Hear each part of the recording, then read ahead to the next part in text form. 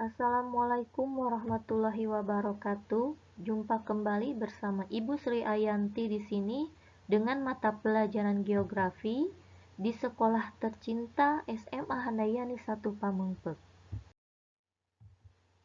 Untuk kelas 10 IPS, materi bab 2, pengetahuan dasar pemetaan, penginderaan jauh, dan SIG atau Sistem Informasi Geografis.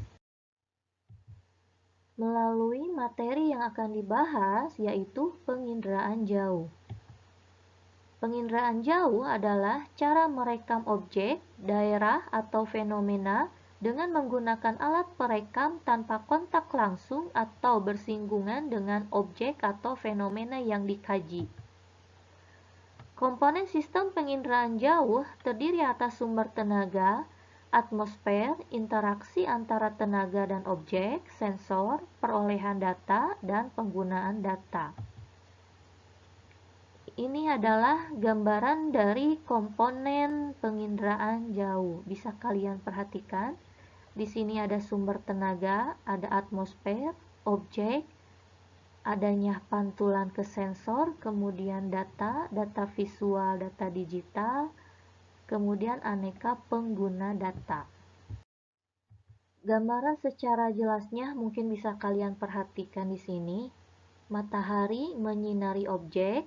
Objek di sini berarti permukaan bumi. Apa yang ada di permukaan bumi? Semuanya itu terekam melalui sensor.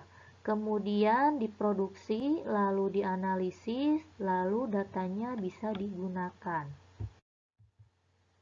Hasil penginderaan jauh adalah citra. Citra adalah gambaran suatu objek yang tampak pada cermin melalui lensa kamera atau hasil penginderaan yang telah dicetak.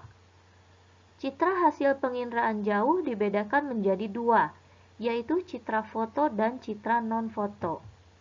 Citra foto dapat dibedakan berdasarkan spektrum elektromagnetik yang digunakan, posisi sumbu kamera, sudut liputan kamera, jenis kamera, warna yang digunakan, dan wahana yang digunakan.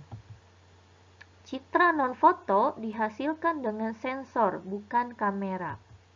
Dalam menginterpretasi citra, ada beberapa unsur yang perlu diperhatikan, yaitu rona, bentuk, ukuran, tekstur, pola, atau susunan keruangan, situs, bayangan, dan asosiasi. Kita lihat di sini jenis citra penginderaan jauh.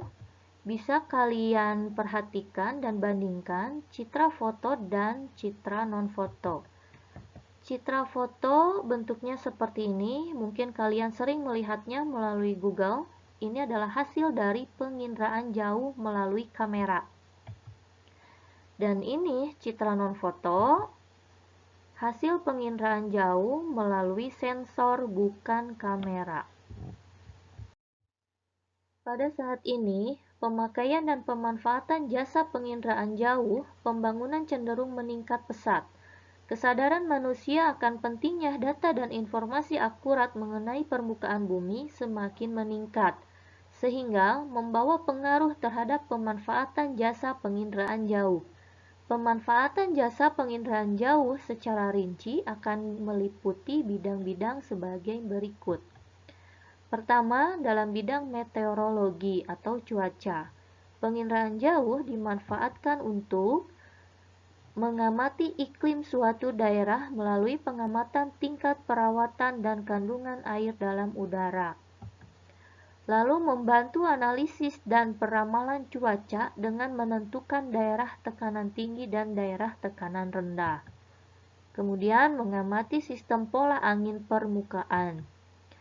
Pemodelan meteorologi dan data klimatologi.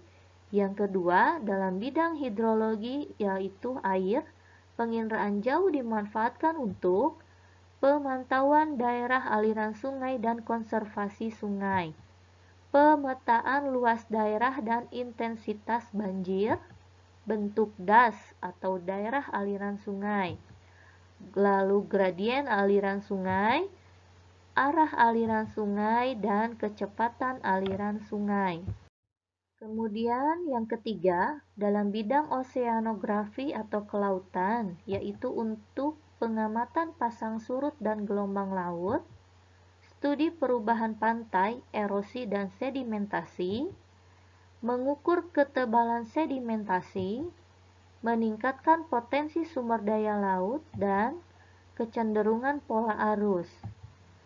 Dan yang keempat, dalam bidang geologi atau batuan, bermanfaat untuk penentuan struktur batuan suatu wilayah, pemantauan wilayah bencana, dan kandungan mineral tanah.